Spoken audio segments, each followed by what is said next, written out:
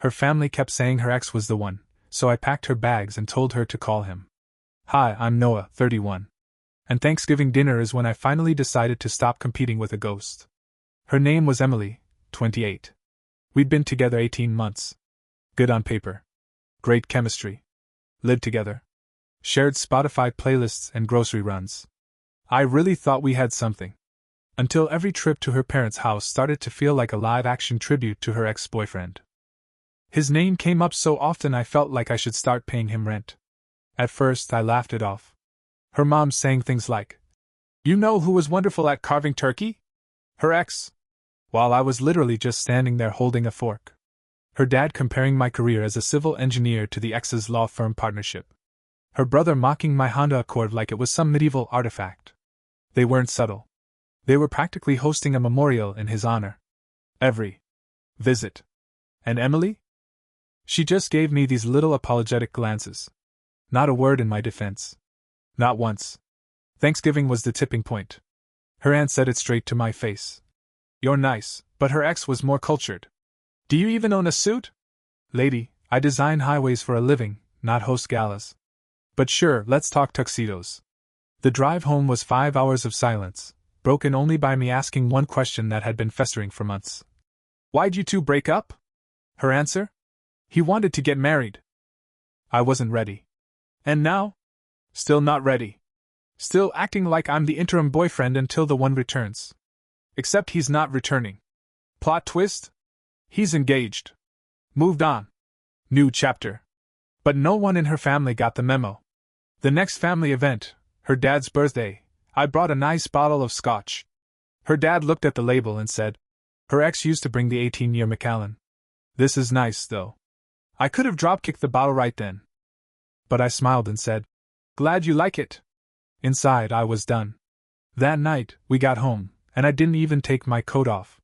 She was making tea in the kitchen, and I just stood there in the hallway staring at her like I was meeting her for the first time. I said, "Your family hates me." She laughed. "They don't hate you." "Oh?" I replied. "They just think I'm a placeholder until your ex circles back around like a lost puppy." She sighed like I was being dramatic. Again. That word came up a lot. "They're just used to him," she said. "Used to him? They practically want to bronze his high school Letterman jacket and hang it over the fireplace. Your cousin literally told me to step aside. She's just opinionated. Your brother made fun of my car. Your aunt asked if I owned a suit. Your dad questioned my job. And you said nothing. Not once." She stirred her tea like she was trying to find the answer in the steam. "I just don't want to cause drama." There it was. The classic, keep the peace defense while I got metaphorically body-slammed every time we visited. I was never asking her to start a fight. Just to be in my corner. So I told her, "You have a choice. Either you tell your family to stop treating me like your ex's understudy or I walk." She blinked. "That's an ultimatum." "No," I said. "That's a boundary. And frankly, it's the only one I've set." Then she hit me with the kill shot. "Maybe we're just not compatible." I nodded. "Maybe we're not. Maybe you should call your ex. See if he wants another audition." She stared, like she thought I was bluffing. So I started packing her stuff into a box. And that's when she actually did it. She walked into the bedroom and called him. I heard her through the door. "Hey. I know it's been a while. I was just thinking maybe we could talk." Pause. Long one. Then, "You're engaged?" "Oh no. I didn't know." "Okay. Yeah. Take care." She came out pale and quiet. "He's engaged. Good for him," I said. "Guess you can stop holding out hope now." She started crying. But I didn't comfort her. I handed her the box. "Your family wanted him. He's taken. And I'm done. So figure it out somewhere else." She moved out the next day. And that, I thought, was the end of it. It wasn't. The first call came exactly 11 days later. Her mom. Caller ID lit up like a warning flare. I let it ring out. The voicemail was something. "We need to talk about our daughter. She's devastated. You broke her heart." Right. I broke her heart. Not the family that systematically made me feel like a second-rate replacement for a man who now shops for rings with someone else. Then came her dad. You need to be a man and work this out. Being a man, apparently, meant letting an entire family step on my neck while I smiled through it. Hard pass. Next was her brother, who texted me. Dude, GTFO? You broke my sister's heart. This coming from the guy who once asked if my Accord came with Flintstone pedals. I blocked him. But they didn't stop. Not even close. Her aunt called from a blocked number. You know you're hurting the whole family. Ma'am, the whole family spent a year and a half treating me like an expired coupon. They can survive a little heartbreak. Then came the messages. From her. Not just texts, emails, DMs, even LinkedIn. LinkedIn. Like I was a job opportunity she was desperate to reapply for. I miss you. I made a mistake. Please answer. I didn't. Changed my number. Thought maybe, just maybe, they'd take the hint. But instead, her mom showed up at my apartment. 10 minutes of knocking. Left a note under the door. You're being childish. She needs you. We were wrong about her ex. You're the right one. Please call. Threw it out with the rest of the junk mail. Then her dad showed up, at my job. Yelling in the lobby. Caused such a scene security had to escort him out. My assistant thought he was an angry client. Had to sit down with HR to explain that no, my ex's dad wasn't about to sue us, just trying to emotionally blackmail me into reconciling. This wasn't heartbreak anymore. This was harassment. But they hadn't even hit peak insanity yet. That came next. You'd think after the office incident they'd cool it. Instead, they leveled up. Her cousin made a fake dating profile. Matched with me. Seemed normal at first, until message 3. By the way, my cousin really misses you. Unmatched. Reported. What was the plan there? Seduce me into reconciliation? Then came the letter. Certified mail. 10 handwritten pages from Emily. It was actually well written. Thoughtful. Apologetic. She said everything she never said when we were together, how she should have defended me, how her family was wrong, how she finally understood what it cost me to sit at a table full of people comparing me to a man who didn't want her anymore. She promised change. Promised therapy. Promised boundaries. I read it twice. Then recycled it. Her mom got my new number somehow. Left a voicemail. Voice shaking said, Please. We were wrong. You're a good man. Don't punish her forever for our mistakes. Click. Delete. Her dad messaged me on Facebook. I was an ass. I judged you unfairly. My daughter loves you. I'm asking man to man. Too late. Blocked. Her brother sent a DM on Instagram. Look, man. I was a dick. She's devastated. Can you at least talk to her? I replied. Your sister let you mock me for a year and a half. That was your window. You missed it. Blocked. She showed up at my apartment again. 6 a.m., Saturday. Knocked, called through the door, said she just needed 5 minutes. I didn't answer. She slipped a note under the door. I love you. I should have protected you. I didn't. I'm sorry. If you ever change your mind, I'm here. I threw that one away too. 2 weeks later, I moved. New apartment. Across town. Better security. New gym. New grocery store. Changed my number again. Left no breadcrumbs. I thought finally peace. Then her best friend messaged me. Her best friend, Claire, had always been the voice of reason in the chaos. The kind of person who apologized for other people's behavior like it was her full-time job. This time, she messaged. I know you're done. I get it. But she's not okay. She's a mess. Crying every day. Lost weight. Can't sleep. I stared at the message for a full minute before replying. That's unfortunate. She wrote back instantly. That's it? That's all you have to say? What else was there to say? That I should go back to being disrespected just so her life could feel more stable? That her pain now outweighs mine then? Claire pushed. Her family knows they screwed up. They're actually trying. So is she. She's in therapy. She's working on boundaries.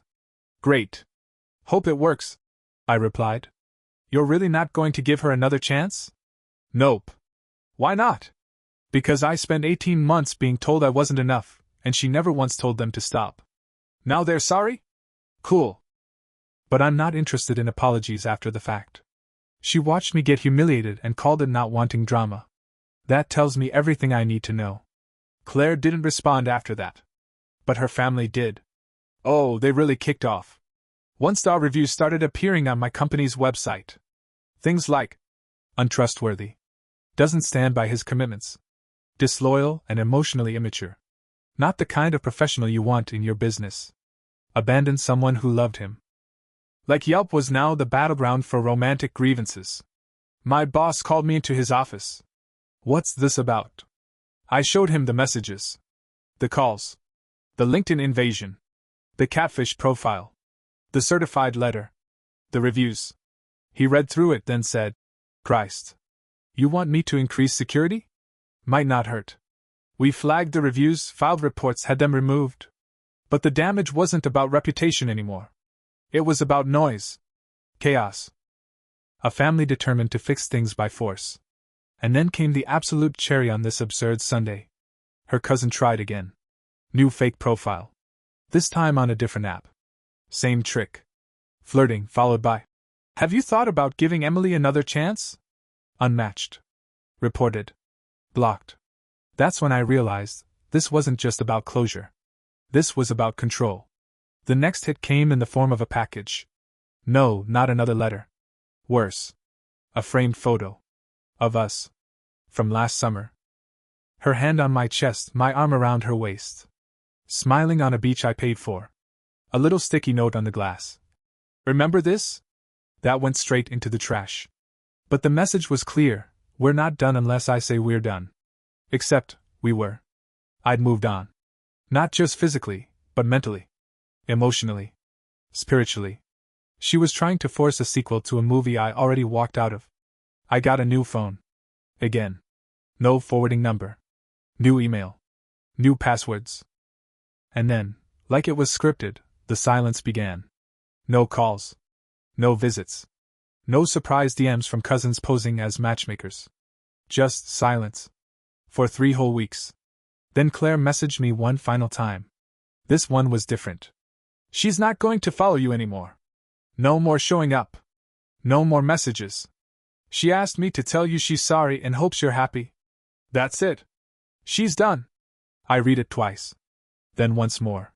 I almost didn't believe it. But sure enough, the silence held. A week passed. 2. And then, the strangest thing happened. I ran into her. At a coffee shop. Not planned. No scheming. Just fate. Or whatever plays personal DJ for moments like this. She was in line, ordering a chai. I didn't even notice her until she turned and nearly dropped her cup. Oh, she said. Hey. I nodded. Hey. Silence. Then, how are you? Good, I said. You. Better. Therapy's helping. That's good. She hesitated. I'm sorry for everything. I know I've said it already, but I mean it. I nodded again. Your friend told me.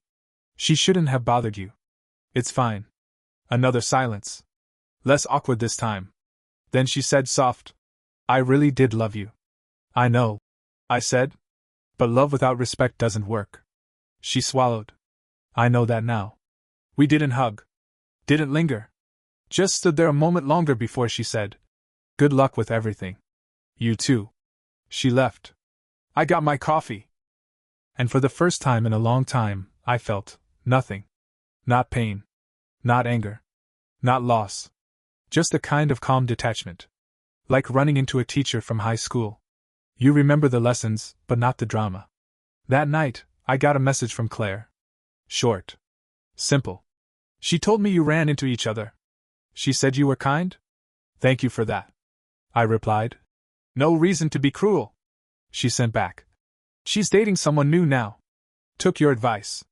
Boundaries with her family. They actually like the new guy. Different dynamic. Good for her. I wrote. And I meant it. Claire followed up. She wanted me to thank you for showing her what she was doing wrong. I paused. Then replied. Tell her she's welcome. And tell her I'm rooting for her. Everyone deserves a family that respects their choices. Claire heart reacted the message. And that was that. Clean break. It had been nearly 4 months since the breakup. My life? Quiet. Which is to say, glorious. I was dating again. Nothing serious. Just coffee dates and shared laughs. People who didn't come with a Greek chorus of disapproving relatives and golden boy exes looming in the wings. My friends noticed the change. I laughed more. Slept better. Even started writing again, something I hadn't done since college. At work, things were thriving. Got a promotion. New project lead. I was finally being recognized for what I built, not who I was not. And the best part? I stopped explaining myself. Stopped trying to earn love from people who were only willing to give it conditionally. No more performing for approval. No more swallowing resentment so someone else could keep the peace. One night, I had dinner with my parents. Just the three of us. My mom asked casually, "Whatever happened with that girl you were seeing?" I smiled. Ended it. Her family couldn't stop comparing me to her ex. And she never stood up for me. My dad nodded slowly. Good. Life's too short for that nonsense. My sister, from across the table, asked, "Did they ever realize they screwed up?" "Eventually," I said. "Too late, though."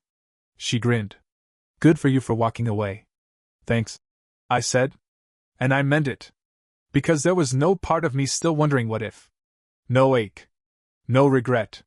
No lingering questions. Just peace. A kind of peace that comes from knowing you chose yourself, even when someone else hoped you wouldn't. I wish I could say there was a dramatic final showdown. A moment where her family showed up at my doorstep, begging for forgiveness, tears in their eyes, holding hands like a bad Hallmark movie. But no. Real life doesn't work like that. There was no apology parade. No grand reunion. No cinematic closure. Just the slow decay of noise. The messages stopped. The reviews disappeared.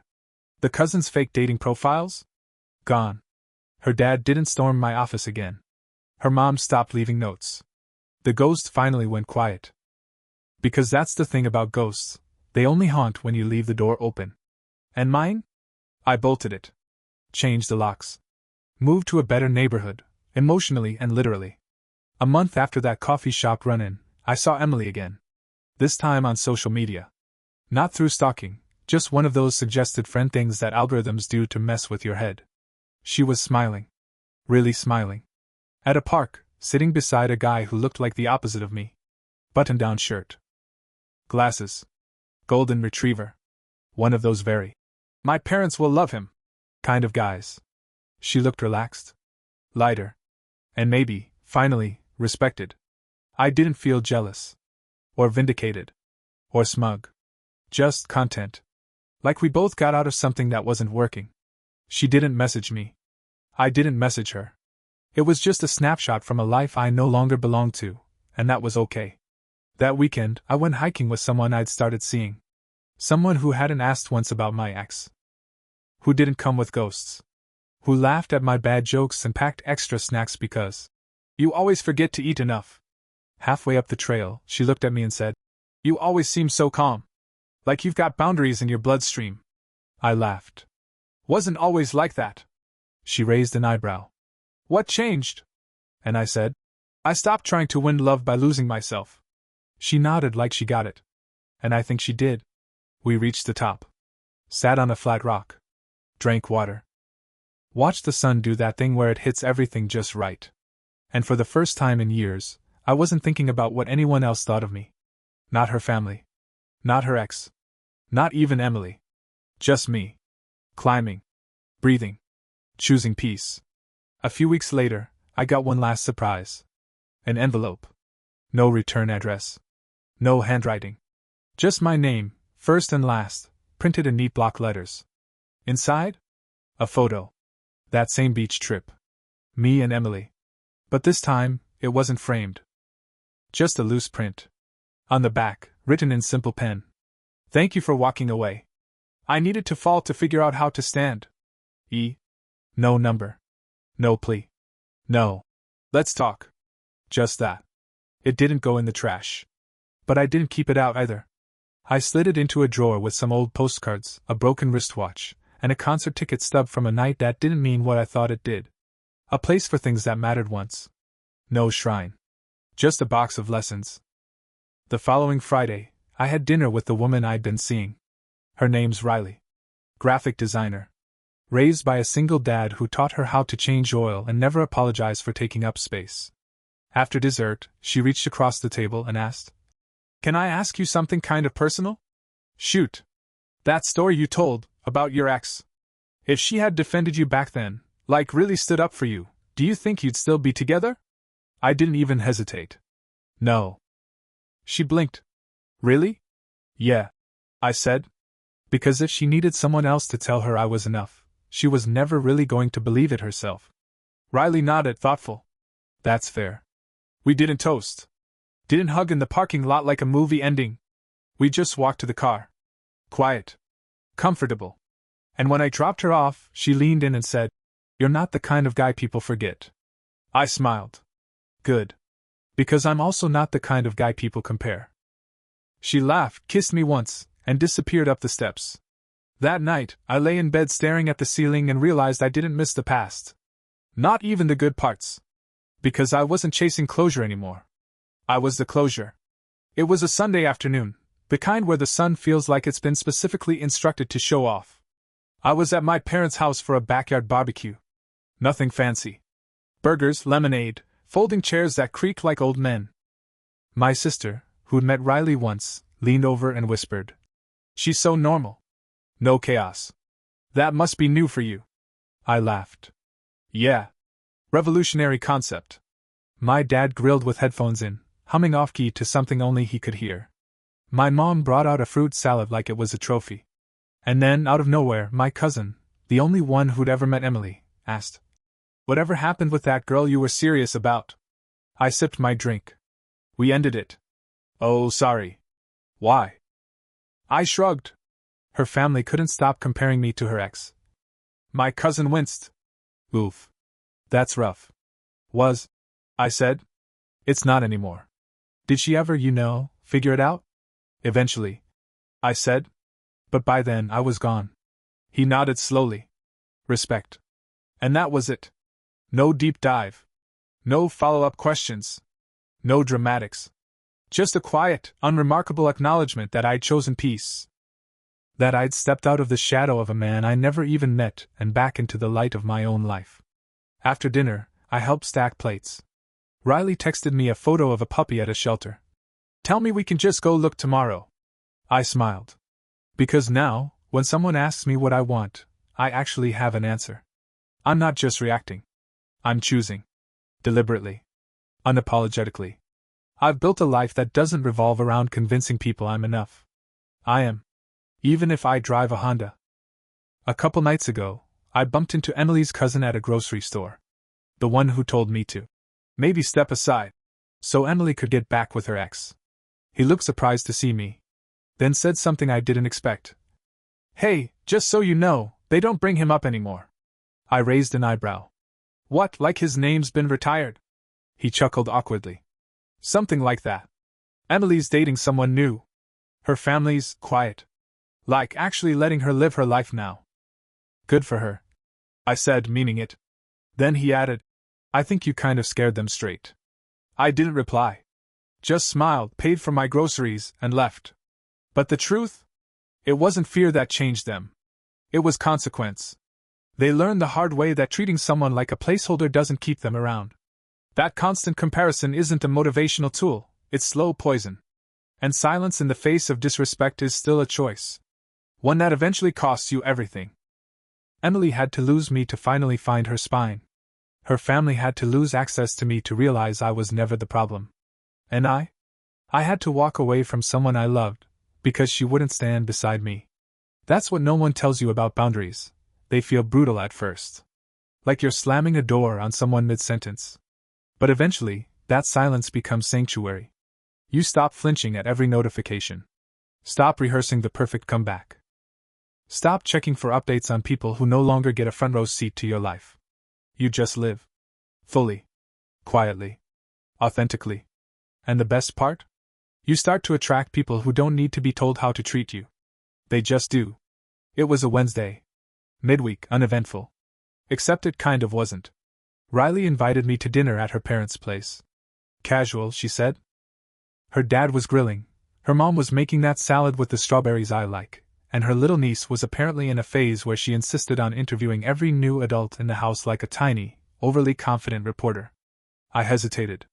Not because I didn't want to go, I did, but because meeting the family had a history of leaving me gutted. Riley must have sensed it, because on the way over, she reached across the console and said, "They're not like that. But if they say anything out of pocket, I'll shut it down before you blink." And just like that, something unclenched in my chest. Dinner was normal. Actually, better than normal. Her dad asked about my job, then told me about how he used to work construction before switching to woodworking. He offered to make us a cutting board, no strings attached. Her mom made jokes that were terrible in the best way.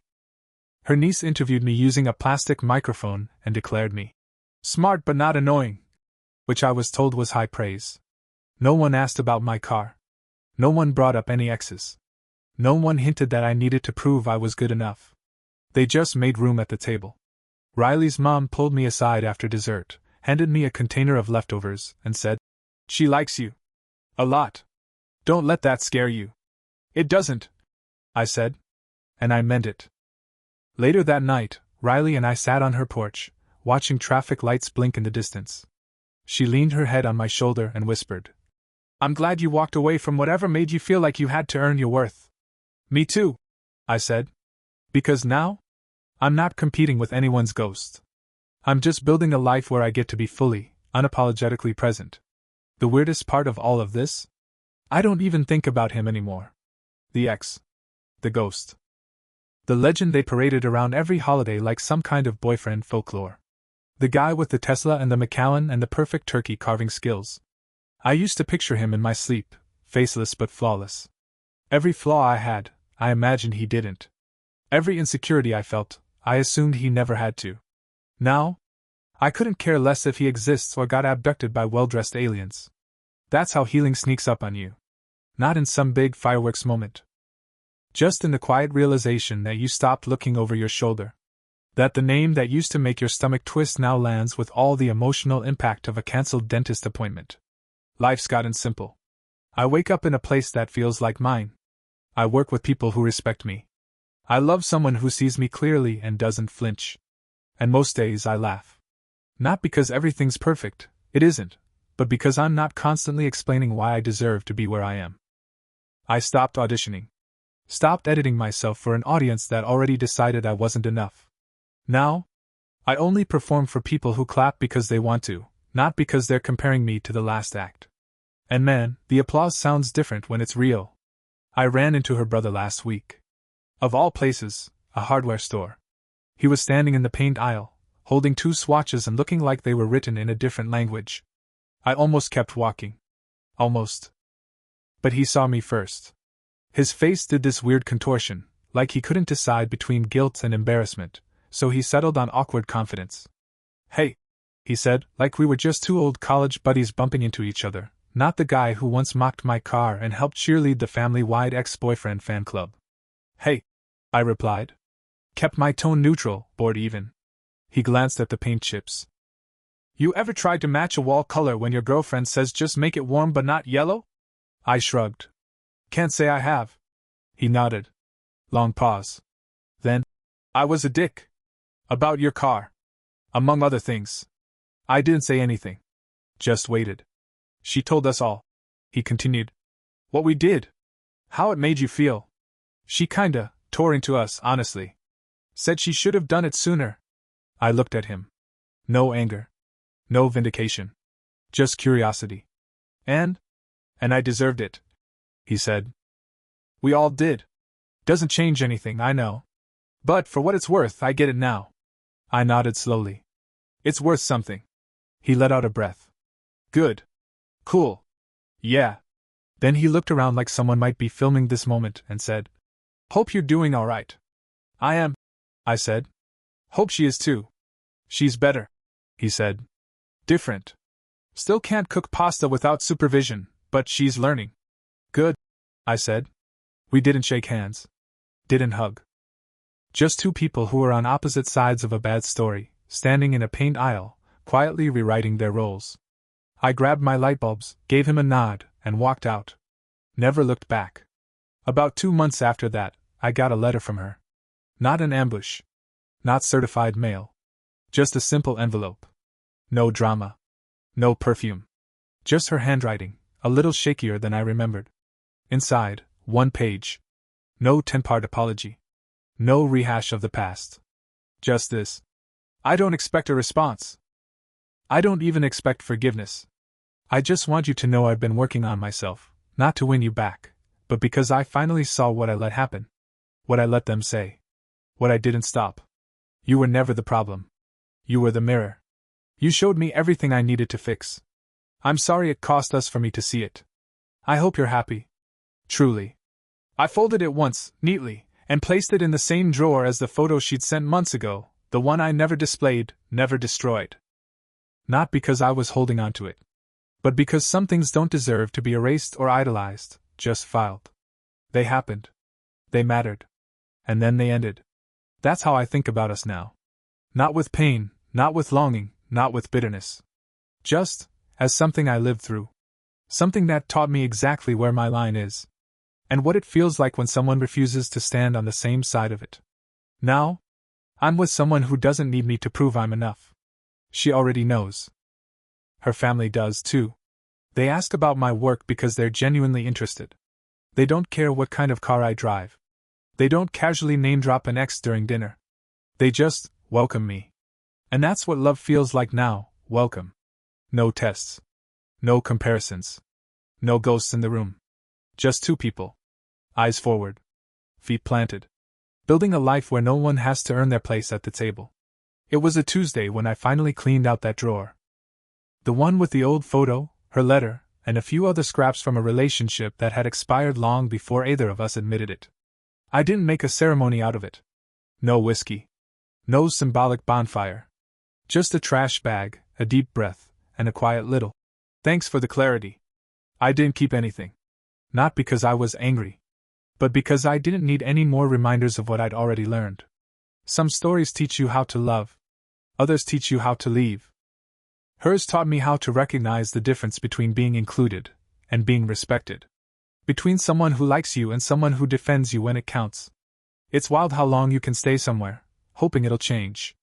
Waiting for someone to step in and say, he's enough. And even wilder how fast you can rebuild your life once you stop waiting. I live quieter now. Lighter. I'm not flinching at family dinners.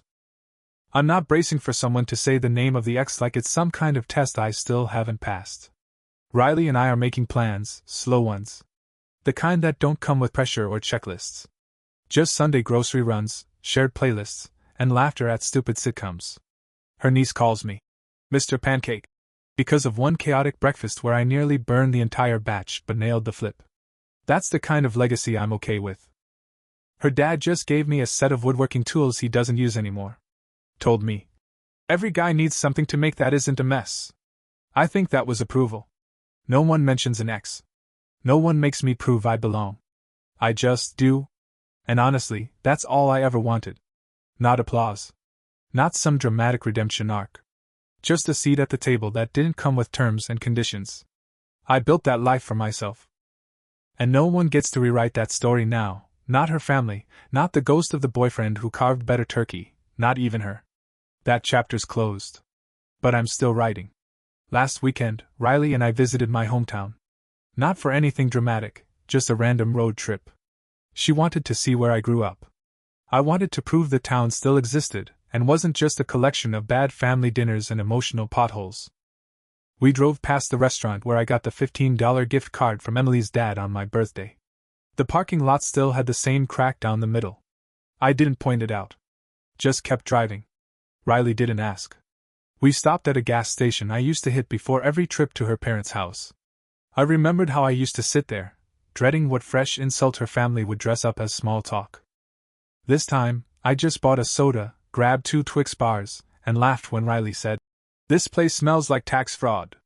On the way out of town, we passed her family's old neighborhood. Riley glanced over. "That the street?"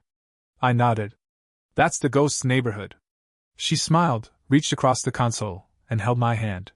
Funny thing is, I didn't feel haunted. Just free.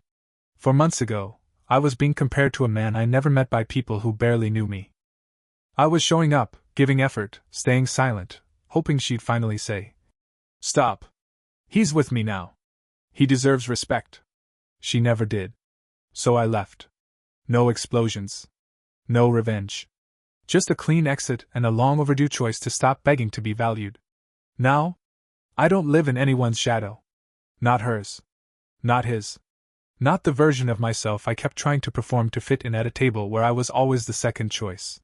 Riley and I moved in together last week. Nothing fancy, just a 2-bedroom with crooked shelves and sun-warmed windows. Her niece came over and helped label the spice rack, then declared, "This place feels happy." She was right.